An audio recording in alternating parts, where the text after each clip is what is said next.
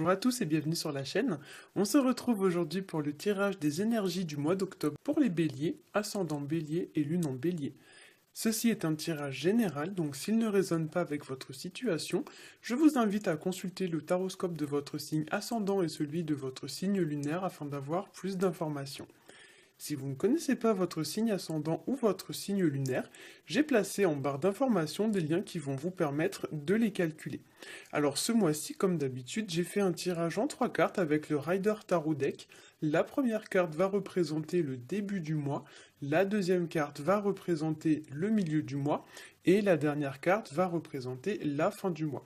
Donc on va commencer tout de suite avec la première carte que j'ai tirée pour vous. Il s'agit ici de la carte du pape, qui nous parle de progression, qui nous parle d'ascension, qui nous parle d'amélioration ou d'élévation vis-à-vis d'une situation. Il y a l'idée avec cette carte de passer peut-être à l'étage supérieur, à un niveau supérieur vis-à-vis d'une situation, comme si on franchissait un cap ou qu'on allait franchir une nouvelle étape par rapport à cette situation. C'est une carte qui nous parle également d'apprentissage, voire d'enseignement. Ça nous parle aussi d'acquérir de nouvelles connaissances ou de nouvelles compétences. Le pape peut aussi évoquer la fiabilité d'une personne, donc ça peut être une personne par exemple qui va vous apporter une forme de soutien, ou alors qui va pouvoir peut-être vous guider, ou alors vous apporter une forme de solution à une problématique. Une personne par exemple qui est compétente, qui a des connaissances ou qui est habilitée ou qualifiée pour faire cela. Ça peut être par exemple un professionnel, un coach, un médecin, quelqu'un voilà qui est vraiment à même de résoudre cette situation. Le pape représente aussi l'idée d'engagement, donc il y a l'idée de s'engager dans une nouvelle direction vis-à-vis d'un domaine de sa vie. Il nous parle également d'association, de partenariat, donc peut-être que pour certains vous allez signer par exemple un contrat ou quelque chose dans ce genre-là. C'est une carte qui nous parle également d'assurance, de confiance en soi. Le pape représente un petit peu l'idée d'avoir un certain leadership, d'avoir une forme un petit peu d'influence par rapport aux autres, ou alors c'est une personne qui a de l'influence vis-à-vis de vous. C'est une carte qui nous parle aussi pour ceux qui manquent un petit peu de confiance en soi, de travailler sur soi pour essayer d'en acquérir davantage. Dans ces mauvais aspects, la carte du pape peut représenter une personne un petit peu tyrannique, ou alors une personne voilà qui va peser sur vous d'une façon ou d'une autre. Une personne voilà peut-être qui impose un petit peu ses idées ou ses points de vue. Ça peut nous parler aussi d'une personne qui à l'inverse serait un peu trop soumise, qui se laisse un petit peu dicter sa conduite par les autres et qui doit, comme l'indique juste à côté la carte de la justice, essayer de rééquilibrer cette situation. Donc il y a vraiment l'idée un petit peu ce mois-ci de rééquilibrer les choses, de les remettre à leur juste place. Cette carte du pape peut également nous parler dans certains cas d'une personne ou alors d'une situation de laquelle on dépend. Il y a une notion un petit peu d'emprise, une situation qui a une emprise sur vous ou alors une personne qui a une emprise sur vous. Dans ces mauvais aspects, c'est vrai que le pape pourrait parfois être assimilé un petit peu à un gourou, donc c'est quelqu'un qui a vraiment une influence, mais dans le sens un peu excessif du terme. Et voilà, une personne qui, du coup, comment dire, vous emprisonne d'une certaine façon, dans le sens où vous n'avez plus tout à fait votre libre arbitre. Donc ça peut totalement représenter une personne de laquelle on doit, entre guillemets, se libérer. Et c'est donc ce que va évoquer la carte de la justice, qui, elle, va nous parler de retrouver une forme de stabilité, une forme d'équilibre ou d'équité vis-à-vis d'une situation. C'est une carte qui va évoquer aussi l'idée de se comporter de façon droite, honnête, juste. Alors juste, c'est être juste avec soi-même, mais également se montrer juste envers les autres.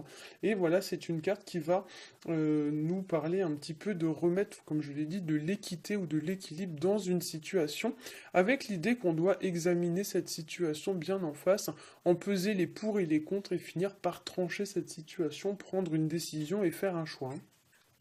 C'est une carte qui va nous parler aussi, pour certains d'entre vous, de ne pas revenir sur une décision qu'on aurait pu prendre au passé.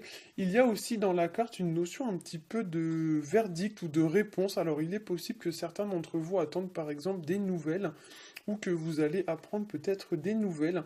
Peut-être que pour certains, voilà, il y a une forme de réponse, de jugement que vous attendez et qui va arriver ce mois-ci.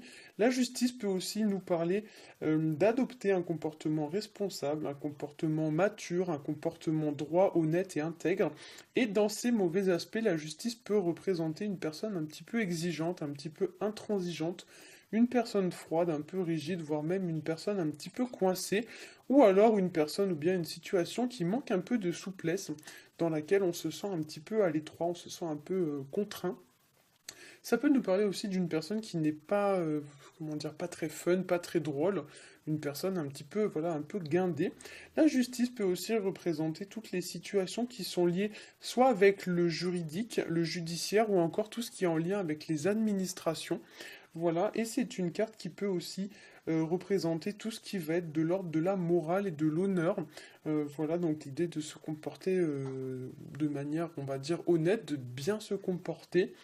Voilà, peut-être même que pour certains, il y a un peu l'idée de mettre un peu les points sur les i vis-à-vis d'une situation ou vis-à-vis d'une personne, parce que c'est vrai que la carte de la justice, ça parle également de respect, donc soit c'est vous qui avez manqué de respect à quelqu'un, soit c'est quelqu'un qui vous a manqué de respect, mais il y a un petit peu l'idée, voilà, que maintenant on met les points sur les i et les barres sur les t, comme on dit, voilà, avec l'idée de rééquilibrer, de rétablir une forme de justice vis-à-vis d'une situation, et maintenant on exige un petit peu des gens qu'ils se comportent vraiment dans les règles de l'art, si l'on peut dire ça comme ça, hein.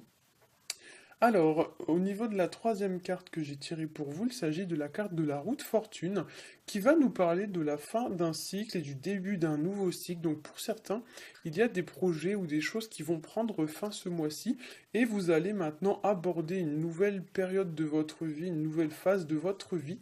Ça peut nous parler aussi des aléas de la vie avec ses bons et ses mauvais côtés, avec l'idée qu'on doit pour certains s'adapter un petit peu au changement tant bien que mal, même si parfois bah, c'est pas toujours facile. La carte de la roue de fortune, ça nous parle également pour certains d'une situation voilà qui tourne en votre faveur. Ça peut nous parler voilà de comme le montre un peu la carte d'un ciel qui s'éclaircit. Donc on a un peu l'idée avec ce tirage. Donc si vous regardez bien ici, on voit ici un fond complètement gris. Ici on a un fond gris pardon, mais qui commence un petit peu à s'éclairer. Et là on voit des nuages qui se dissipent. Donc c'est vrai que les trois arrière-plans de ces trois cartes nous donnent un petit peu l'idée que pour certains, il y a une situation qui était un petit peu cachée, un petit peu secrète ou un petit peu trouble. Et tout ceci va s'éclairer ce mois-ci, voire même sur la fin du mois. Il y a l'idée que peut-être vous allez avoir des choses qui vont tomber, des nouvelles, des informations, des secrets qui vont vous être révélés. Comme si on avait gardé quelque chose un petit peu à huis clos. On a un peu cette impression d'ailleurs ici avec la carte de la justice, on a un voile comme ça qui a l'air de tomber derrière le personnage, comme s'il y avait eu des décisions qui avaient été prises à huis clos et que ce mois-ci ça allait devenir enfin officiel. Il y a vraiment une idée un peu comme ça dans ce tirage, hein. Pour certains aussi, la carte de la roue de fortune, ça peut nous parler d'une personne qui n'arrive pas à surmonter un petit peu les aléas de la vie, une personne peut-être qui broie du noir ou qui a des idées comme ça un petit peu confuses, un petit peu troubles. Ça peut nous parler d'une personne qui est bloquée un petit peu sur une période de son passé. Ça peut nous parler aussi du temps qui passe, une situation qui prend du temps ou qui prend du retard ou quelque chose comme ça. La carte de la roue de fortune en effet est très liée au temps puisqu'on peut la voir un petit peu comme une montre. Et du coup pour certains il y a des choses qui commencent un peu à traîner en longueur et ça commence un petit peu à vous peser ou à vous causer une forme un peu de préjudice, hein.